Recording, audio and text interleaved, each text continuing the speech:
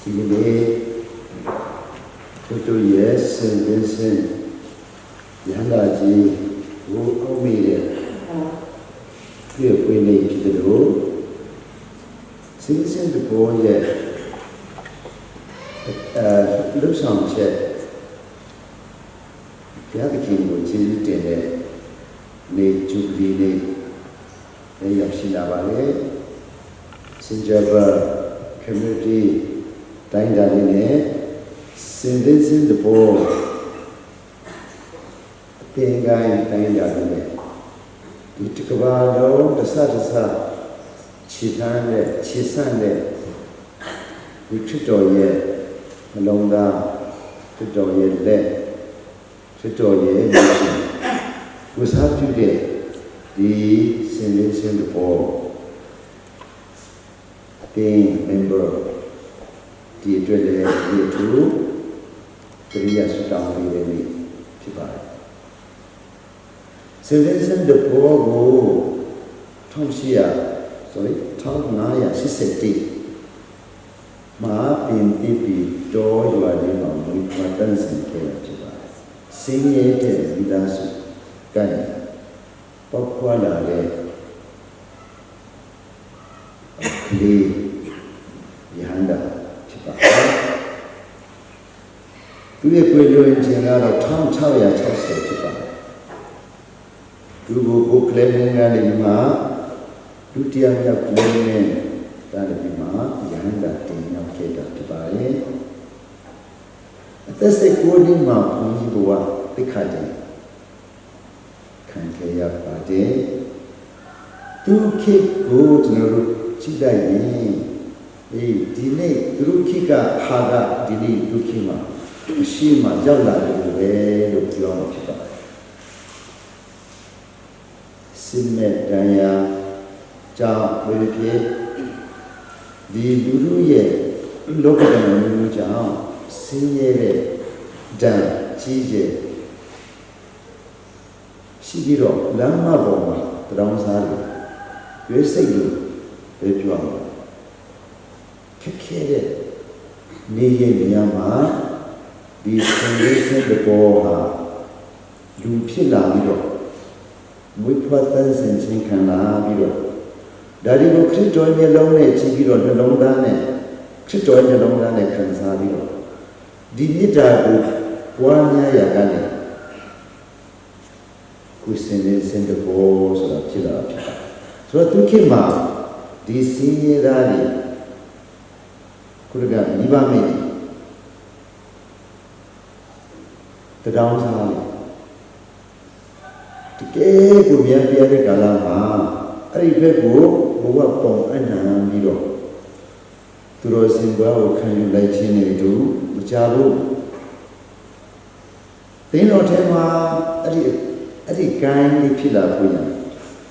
လာဇရုနာမည်နဲ့လည်းတည်ထောင်တာတွေစိုက်ခဲ့တယ်သူဗင်းစင်နာမည်နဲ့လှူရှားမှုလည်းရှိခဲ့ပြီးတော့သူအသက်ရှင်တဲ့ကလာမှာဒီသင်တော်ရဲ့ယဟန်များနောက်ဒီလာတဲ့ဓာတိရဲ့ဝိညာဉ်ကြီးကိုပြန်ပြီးတော့ဖန်တီးပေးတဲ့အလင်းသေးပေးတဲ့ယဟန်တာကြီးလည်းဖြစ်ပါရထေဒီပေးတယ်ဒီအကြောင်းဒီလိုဩဝါဒပေးတယ်အတင်းကိုလည်းဖွဲ့စည်းပြီးတော့ခါတဲ့အကောင့်ထဲလက်တွေ့ထဲဝေပြီးတော့လှူရှားတဲ့ကဘာလေးကိုသူကစတင်ပြချင်းဖြစ်ပါတယ်ဒီနေ့ကျွန်တော်တို့ခေတ်မှာဒါဒီအများကြီးရှိလာတဲ့အခါကိုအတင်းလေးတွေပေါ်လာပြီးတော့အထောက်အကူတွေလုပ်ကြတယ်လို့စင်ကြတော့တမိုင်းဖတ်တိုင်တမိုင်းတည်တဲ့ဒီနေ့ရဲ့မိမိတို့ခေတ်ကိုထွန်းမိုးပြီးတော့ပါစင်ပေးလာတဲ့အထိပို့ပြီးတော့လူအမှုတွေနဲ့ပို့ပြီးတော့ခြေပြန်းတဲ့ဒီမီရှင်စင်ရသားတို့မီရှင်အဖြစ်နဲ့ဒီနေ့အထိအောင်ကျွန်တော်တို့ရှိရပါဒါကြောင့်ဒီနေ့ပို့တော်မလို့အပ်တဲ့ဒီကဘာဒီလူသားတွေဘဝ Kusoye Sidney စစ်ထဲမှာခက်ဆုံးကာလမှာတွားနေတဲ့အချိန်မှာဒီစင်လင်းစင်တပွဲမစ်ရှင်တကယ်ကိုလက်တွေ့ကြလာတဲ့လူအပ်လာတဲ့နေရင်းဖြစ်တယ်။ဒါကြောင့်ကျွန်တော်တို့ရဲ့လူတွေမှာဒီ community လေးရှိချင်းဒီအသင်းဖွဲ့စည်းရှိချင်းဒီတကယ်ကိုကြီးပါပြီးတော့ရည်ကြည်ပြီးတော့အတင်းတော်ကိုပူဇော်ပြုတဲ့ဒီချက်မကသခင်ယေရှုကိုပူဇော်ပြုတဲ့မိမိတို့ရဲ့နေစဉ်နဲ့ဆုတောင်းခြင်းနေစဉ်နဲ့မြတ်စိတ်ကပ်ခြင်းနေစဉ်နဲ့မြတ်ဒီသူတော်စင်ရဲ့ဘဝကိုပုံစံမျိုးနဲ့လူသားတို့လည်းမှာမိသားစုမှာရက်ွက်ထဲမှာကိုယ်လက်ဆန်းဒီတလားဒီခရစ်တော်ရဲ့မေတ္တာကနေလာတဲ့စင်ရဲ့ခြင်းကိုဖြစ်သိမ့်ပြီးတဲ့တက်တာအောင်ဆွချပြီးတဲ့စင်လင်းစင်တဘောတို့ရဲ့မစ်ရှင်ကိုဒီနေ့တကယ်ပဲဆုတောင်းခြင်းနဲ့စိတ်ကပေးကြမှာဖြစ်ပါတယ်ဒီနေ့ကျွန်တော်တို့ကရုဏာလုပ်ငန်းမှာဒီငယ်တွေတော်ပါကြပါတယ်ကရုဏာလုပ်ငန်းမှာလုပ်တဲ့အခါခဏခဏအကြံပေးလိမ့်ပေးတဲ့ဟာမျိုးကပါလဲဆိုလို့ရှိရင်ဒီလုပ်ကိုလုပ်တဲ့အခါโอเคလောလောဆယ်ပြဿနာဖြေရှင်းတဲ့ဟာမျိုးဆိုတော့အလုပ်ရတယ်ပေါ့အဲ့မှာကြီးကျယ်လဲ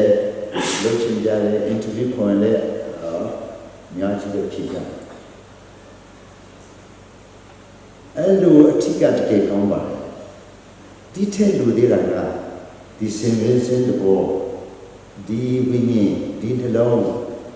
ဒီမေတ္တာဘယ်ကနေလာလဲခရစ်တော်စီကလာတဲ့မေတ္တာတနာကရုဏာအဲ့တရားစိတ်ပွားများခြင်းအဲ့ဒီအထိသွားခွင့်ရလူနေသေးတဲ့အကြောင်းလေးတွေကိုကျွန်တော်တို့ကြုံတယ်လို့ပြောတတ်ပါတယ်။ဘာဖြစ်လို့လဲဆိုလို့ရှိရင်ဒီလုပ်ငန်းဒီဟာကိုဟာရတဲ့မတူဘူး company တို့အဲ့ဒီဟာနဲ့မတူဘူး။တကယ်ကိုသူ့ရဲ့ရှိတောင်းပြီးကချစ်တော်ရဲ့နှလုံးသားကနေလောကကိုဒီကိစ္စနဲ့ဆင်းကြွလာတယ်။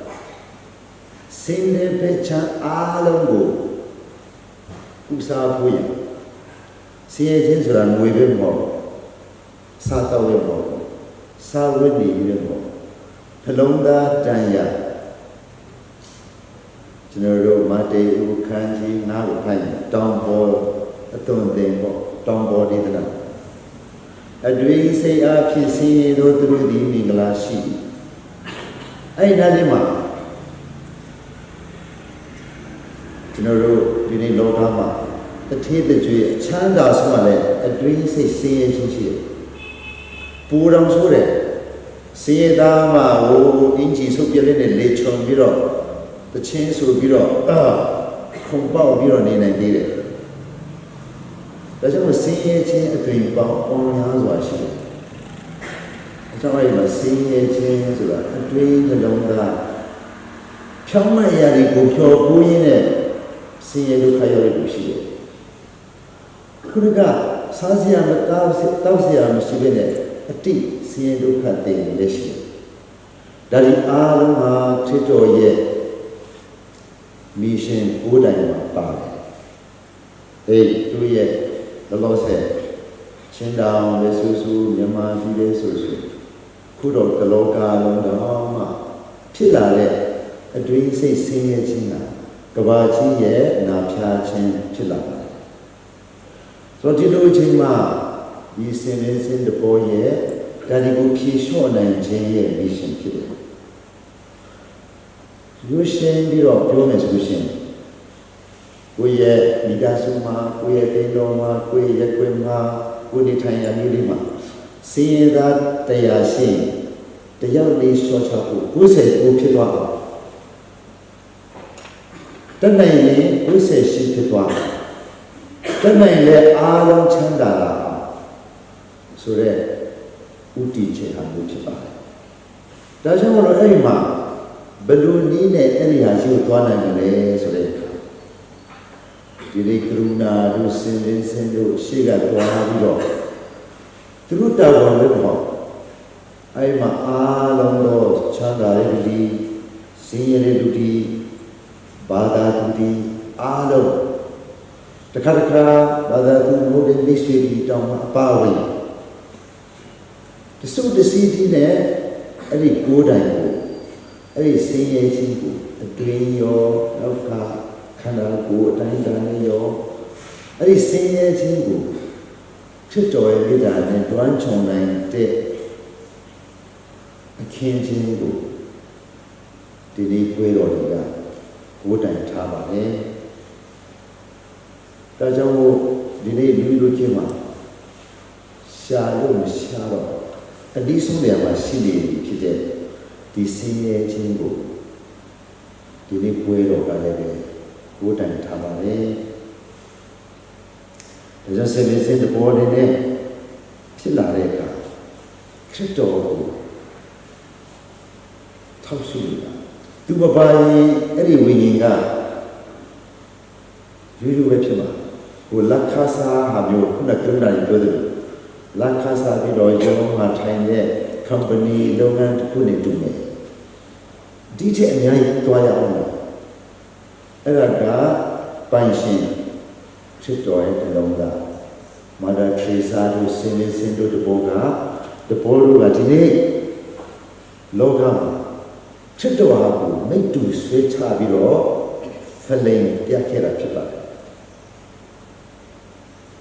မာရာထေဆာတို့စင်တို့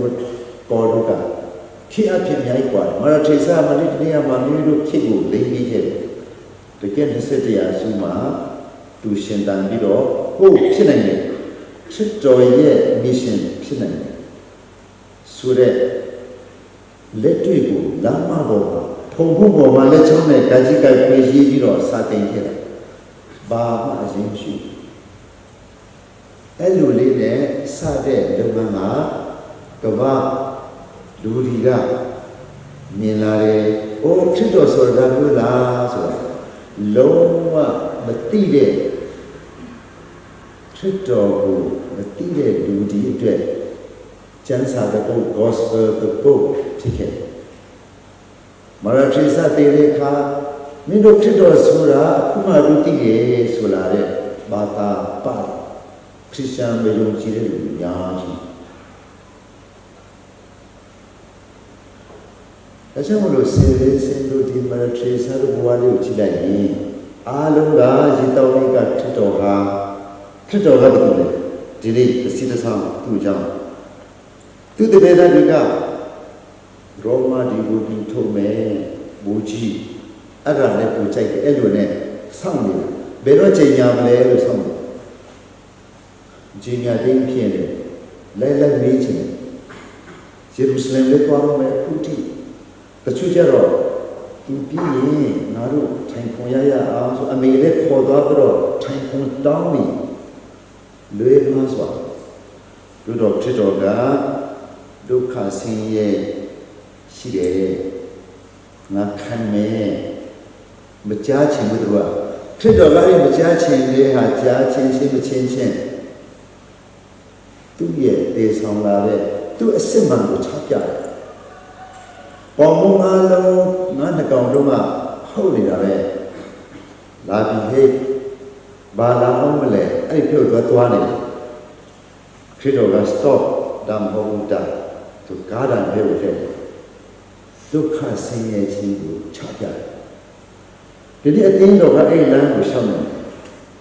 အဲ့ဒီအတွက်ပါရမီရှင်ဒီနေ့ယဟန္တာတွေတုတ်လိုက်လာရမှာဒီနေ့ယဟန္တာလည်းအဲ့လိုဖြစ်တယ်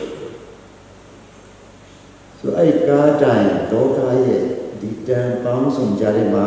ရှောက်လန်းနိုင်ခြင်းအဲ့ဒါကြောင့်ဘုသူရဲ့ဝိညာဉ်နဲ့တွားရမယ်ဘုသူရဲ့ခွန်အားနဲ့ဒီစီကိုထောက်ခတ်ရမယ်ဘဝရဲ့စီမုန်တိုင်းလည်းကြီးသမုဒ္ဒရာရှေးရလည်းတေးသူတို့အစွမ်းစားနည်းနည်းလေးဒါကြောင့်မူပိုင်ဖြစ်တော်ရဲ့အစွမ်းပကားအစွမ်းတကူတော်လည်းသွားဖြစ်ပါတယ်အဲ့မှာဆူတောင်းဖို့တကယ်လို့ခရ ဖြစ်တော်ကိုတိတဲ့တိအောင်လောကမှာဘလို့ပြောဘာညာလေးဖြစ်နေပါစေဖြစ်တော်ကိုကြည့်ပြီးတော့ဆောက်ထမ်းနိုင်ခြင်းဖြစ်တယ်ကိုလိုဆေခန်းကြီးတော့ဒီလောကမှာဆောက်ထမ်းတဲ့အခါအထက်ကောင်းကင်ဖြစ်တော်ရှေ့ရာကိုခေါ်ကြည့်ရင်သွားပါဒါပဲကြည့်သင်ပေးနာပဲချီးပြီးနာထောင်ပြီးဒါတွေတွေ့နေမယ်ဆိုလို့ရှိရင်သင်ရဲ့ကောင်းမှုရာဖြစ်တော်ရဲ့ခုတကကရုဏာစိတ်တည်တရားစိတ်တည်လူချင်းညံ့ထောက်ထားခြင်းအဲ့ဒီမြစ်တာလည်းပုံပြောင်းလောကပဲကြီးတာကိုအဲ့ဒါပဲတန်ခါထောင်ပါကိုဘုရားကြောင့်တည်းလာပြီးကောင်းကင်ကိုကြည့်ဖြစ်တော်ရှိရာကောင်းကင်တဲ့တောင်ပေါ်ပါဆိုတာခန်းကြီးတော့ငယ်တရားတွေကဆိုစီအဲ့ဒါမျိုးဆက်ပါဒါကြောင့်မလို့ဒီစင်တဲ့ပေါ်အလိုအဆုံးတော်လေးရဲ့ဖြစ်တော်ရဲ့ဘလုံးအဲ့ဒီဟာနဲ့ခေါ်ဆောင်ထားတဲ့ဒီနေ့ကျွန်တော်တို့ရဲ့အသိဉာဏ်သင်္သားများသူတို့နဲ့အတူတူလက်တွဲပေးတဲ့ community များဒီအင်အားကိုဖြစ်တော်ဒုက္ခရောက်နေတဲ့ဒီကမ္ဘာမှာဆယ်လင်းစင်ကစီရင်တဲ့ဒီငါရဲ့ဆရာကြီးကြီးတဲ့ငါရဲ့မာစတာကြီးတွေအဲ့ဒါသူပြောတာကဖြစ်တော်ကိုယ်တိုင်ကမာတေယခန်းကြီး25ဒိုးနေစိတ်အဲ့ဒီလူကောင်းတဲ့လူဆိုးစီရင်တဲ့အခါမှာဖြစ်တော်ပြောရငါအငယ်ဆုံးသောသူဖြစ်တဲ့ခိုက်ငါကိုပြုစုကြ၏ငါအဲ့ဒီလူရဲ့ငါဖြစ်တယ်ဒါဆိုဗင်းစင်တဲ့ပုဂ္ဂိုလ်ကဒီစေရတာတွေကိုငါရဲ့သခင်ကြီးဆိုချမ်းသာပြအဲ့လိုတို့ရဲ့ချမ်းသာတဲ့ပွားခရစ်တော်ကအဲ့လိုပွားကြောင့်ဒီနေ့ကျွန်တော်တို့ကိုရောမြတ်ခူရာတွေကအရေးကြီးတယ်ကောင်းကင်ကိုညှော်ကြည့်ခြင်းဖြစ်တယ်စေဘေးစင်တပေါ်နဲ့မာရချီစားကစင်ရဲ့တာရုံမှာတကယ်အထွတ်ထိပ်ပါရမီရှင်ကြီးဖြစ်တယ်တို့တော့ဝါချတဲ့ပါရမီလေးတစ်ခုရှိတယ်မာရချီစားဆိုရင်ကိုရမေဖူးရခြင်းဘေးအေးတယ်လာလည်းမကောင်းတဏှာရည်ဆိုရင်တဏှာရည်ပြည့်မနစ်ဆွဲဆိုရင်အဲ့ဒါမျိုးဖူးတယ်အဲ့ဒါပထမကိုတော့တခင်ယေရှုဒါပြီးတော့စင်ရသားများတနေ့ကုန်ကတိမှအဲ့ဒါနဲ့သူ့အချင်းကုန်တယ်အဲ့ဒါလက်ခစ်တော်ဒါလက်ခစ်တော်ဒါလက်ခစ်တော်သူတော့ကိုရမေဖူးရခြင်းတော့ထိမခံဘူးဝိစင်တပေါ်ကြတော့ကိုရမေဖူးရင်တန်းလာနဲ့အောက်မှာအဲ့တေးလာလေဆိုရင်ဆင်းသွားတယ်သူကဘယ်လိုဖြစ်ရှင်းလဲဒီကိုယ်တော်ကိုထားပြပြီးတော့ကိုယ်တော်ကိုသွားတွေ့တယ်အဲ့တော့ချစ်စရာကောင်းတဲ့ဟိုချက်လေးဒီပေါ့ဒီနေ့ဆူတောင်းတဲ့အခါစင်တဲ့ဘောရဲ့ဝိညာဉ်များဖြစ်တော်ရဲ့ဝိညာဉ်များဒီနေ့ဝင်စားဖို့ကျေးဇူးတော်တောင်းပေးဖို့ဖောက်ပြတဲ့ခင်ကိုမိစ္ဆာတရားမှာပူဇော်နိုင်ကြပါ